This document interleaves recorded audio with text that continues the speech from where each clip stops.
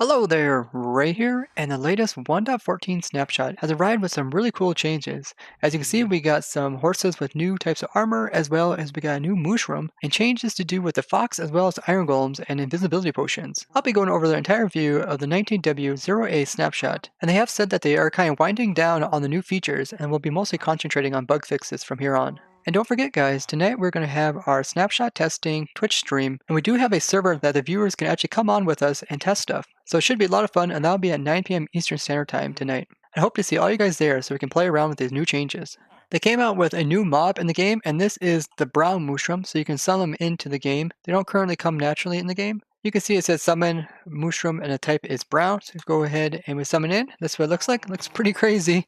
Definitely what you'd expect. And now this is kind of like a joke that they had during the Minecon. Corey jokingly said that they would introduce brown mushrooms in a future update. And he has been tweeting saying a lot of people have been giving him a hard time for the brown mushroom this week, and they have introduced this kind of as like a secret mob into Minecraft. I think it'd be really cool if they also introduce these naturally spawned into the mushroom biomes. And just like the red ones, you can go ahead and shear the brown ones, and you can see it will drop the brown mushrooms, and it'll convert it over into a normal cow, just like you expect from a red one. They've now changed it so that iron golems will naturally generate with villages, so each village will have at least one iron golem in it. I think it's really cool that they have iron golems naturally generate with each village. That way they can somewhat protect the village, although, like I said, if a raid comes, it's going to be pretty tough for one iron golem to take on an entire raid. But of course the player will be there since the player is the one who started the raids. This way, at least when you come into a village, if you come in at night, there might be some zombies around it, the iron golem can kind of help you there. You also got some cats in the area, so the cats will keep the creepers kind of away from the place as well when you come into it at night. And hopefully that gives enough time to secure the villagers. But it would be nice if the village could like sustain the iron golem. Like, let's say if this iron golem would happen to die since he's fighting quite a few raids, or maybe he's fighting some zombies off, then maybe another iron golem could come in and take his place. This probably also means that they have made some changes to the way that iron golems are going to spawn inside of villages, meaning the iron golem farms will probably have to be changed again. They've also went ahead and fixed the invisibility effect, so that way some things will not be able to be seen with that effect on them. So let's go ahead and give it a try. So like we've seen before, wandering villagers at night will drink their visibility potions. And before the zombies were able to detect the wandering traders even with their invisibility. You can see the guy's way over here. He is still trying to run away from the zombie, but at least the zombie can't see him anymore and can't just directly run towards him. And this makes a lot of sense since he is wearing the invisibility effect. He should be somewhat unseeable. Let's put a zombie right beside him. And yeah, he's still not able to see it, and the wandering trader is trying to run away. I'm really glad that Mojang took our suggestion and went ahead and fixed this invisibility problem, because this allows it so that people will more likely use invisibility to move mobs or even use invisibility on themselves to avoid some monsters. Here you can see the Iron Golem taking care of some of those zombies that are coming into the village. They came up with a brand new recipe, and this is horse armor. It's a leather horse armor that can be crafted up. This is the recipe for it, and this will produce one leather horse armor. And just like the other horse armor, it's not stackable. So you can see how it compares to the other horse armor in the inventory. Now they also retextured some of these horse armors. Before they look pretty weird, so let's go ahead and put the leather one on and compare it with all the rest. Oh wow, that looks really nice. And let's go ahead and throw the iron one on as well. Here's the gold, here's the diamond. So there's diamond looking, and there's the gold. I really like the gold look. The iron one kind of camouflages with some type of horses, such as this white one here. But yeah, the leather one's pretty cool all by itself without even being dyed. Now the way that you dye the leather horse armor is similar to dyeing other types of leather. You just put it inside of a crafting grid, and you can put colors with it. So that'll make like a lime green color. You can put multiple colors in there, and it'll try to combine the colors. So we got this color here, and you can get as many weird colors as you want. I think this is really cool. It's kind of like customized in your dogs with the different color of dog collars.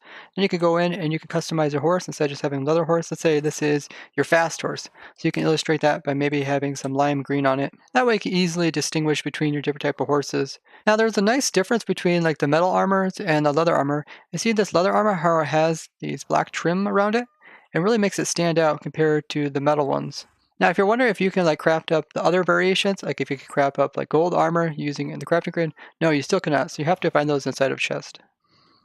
They fixed that bug to do with foxes being able to equip armor. So now you can see when we try to equip the armor using a dispenser, it just flies out and doesn't actually go onto the fox's inventory slots. That was a pretty funny mechanic, having foxes with some really OP armor, but it kind of made sense that they would have to eventually remove that, since it most likely was unintended. They also fixed a bug to do with the foxes hitboxes. So I'll just do F3 plus B, and this will show the hitboxes. You can see now the hitbox, instead of being extremely high, is kind of down low. You can see this actually causes the foxes to drown. Before it was high enough up so they wouldn't drown. You can see it kind of sits low enough so that they could drown. We just seen that guy taking some drowning damage. And if we go ahead and make a baby fox, you see that his hitbox is pretty much the same as it was before, which is still incorrect, as the red little line is higher than the white line. This essentially means that if he hops upwards, like he tries to hop on top of a block right here, if he collides with this block, he'll actually be able to take suffocation damage. And once again, his hitbox is also low enough so that when he's in the water, he will eventually die. And there he goes. As long as it kind of comes up above the water, it can get some air, but once it's underneath water, eventually going to run out of air bubbles and it's going to die. And there he goes. They also changed the way that Fox will display that they're being tamed. So here is the new NBT tags of a fox, and down here you can see the add new one. It's called Trusted UUID. So essentially what this is going to say is the people that it trusts. So if you get a fox to be trusted, your UUID would end up in this slot here. And then that way, every time this fox would be around, it would know that it would be tamed towards you. If you guys remember in that last video where I talked a lot about foxes, I was having the problem where I was trying to copy a tame fox over and over again, so I have a whole bunch of them, and it wasn't working. That's because there wasn't this tag at the time. So hopefully this will allow it so I can easily do more testing with tame fox. They fixed a few bugs to do with the way that textures show in the game. They also said that they have fixed the bug to do with tessellating liquids, and this is like the shape of the liquid. It was causing the game to crash. Now they did previously say that they fixed this bug, but it wasn't fixed, so hopefully it really is fixed in this version. Because a lot of people were doing a lot of exploring, and it was causing the worlds to crash quite often. They also fixed a bug to do with players being invisible while being around shulkers. If you guys ever seen us collecting shulkers on the Protect server, you'll notice that whenever we would get like underneath of them, or above them, the shulkers would still be able to see us while we're invisible, even though we were quite far away. And they finally fixed this, which is great. They said they fixed a bug to do with smooth quartz blocks not using the correct texture. So here I have 4 different types of blocks. So this one over here is 2 quartz slabs, and you can definitely see the difference between those, and these are smooth slabs. So the difference you notice is this edge right here. It's this little edge coming up and over, and you don't see any of the edge on these blocks here. Now this over here is just a solid block, and you can't really notice any difference between 2 slabs and a solid block, similar to that of like sandstone. And on this side you got the 2 smooth quartz slabs as well as the full one. And those guys you can't really distinguish them apart either. But they did fix the way that Ravagers will attack villagers, and that is now they'll have it so that the villagers will actually try to run away from the Ravager. Before the villager would run away from other things, but the Ravager would just come over and kill these guys. Now they made an unfortunate change to the Wither Rose where it was able to sit on top of other blocks. So it could sit on top like a hopper, that way you could put it like in a farm and the Wither Rose to be able to kill stuff, as I've shown in my Wither Rose farm. If you're curious about that, I'll put a link down in the description.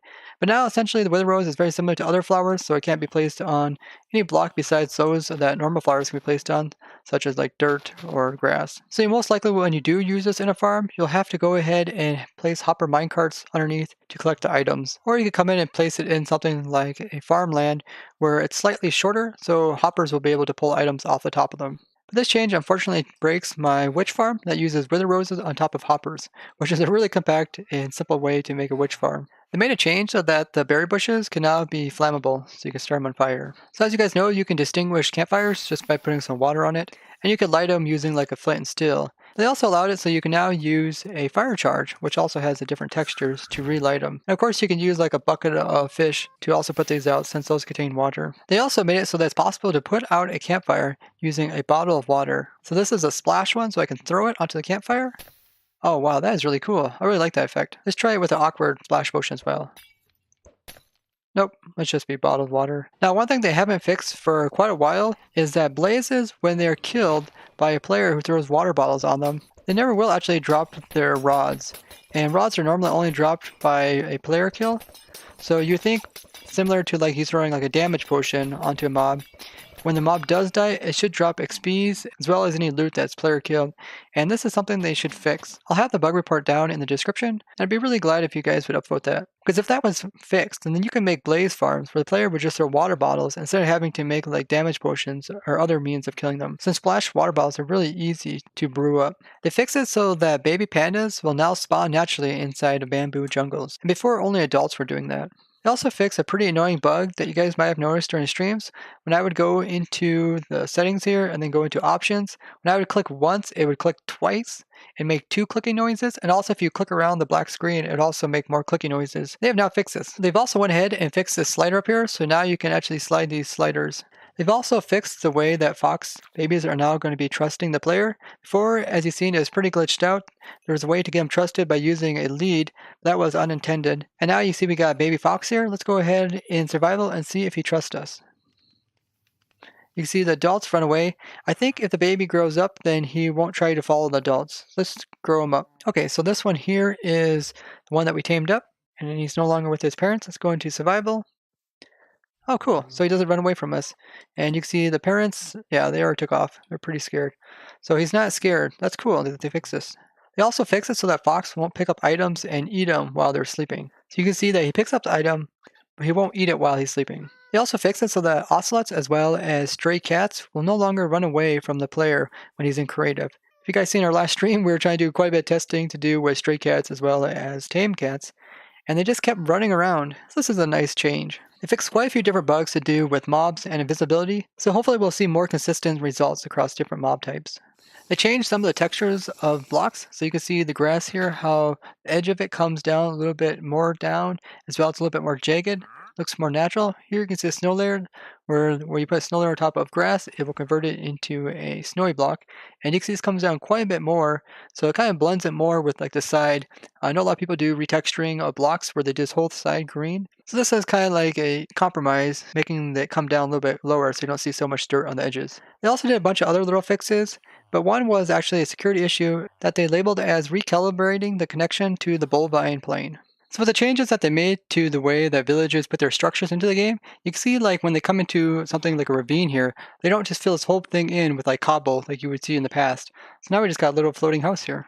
Some pretty big changes to nerfing of different things as well as adding in new features. I'd really love to hear what you guys think about this, as well as if you guys have any ideas of things that we should test during a snapshot stream, go ahead and tell me in the comments and we'll be testing that tonight. And if you did find this review to be helpful, please give it a like and share it with others. And if you'd like to see more videos like this in the future, go ahead and subscribe and hit the bell button for notifications. And I'll see you guys in the next one.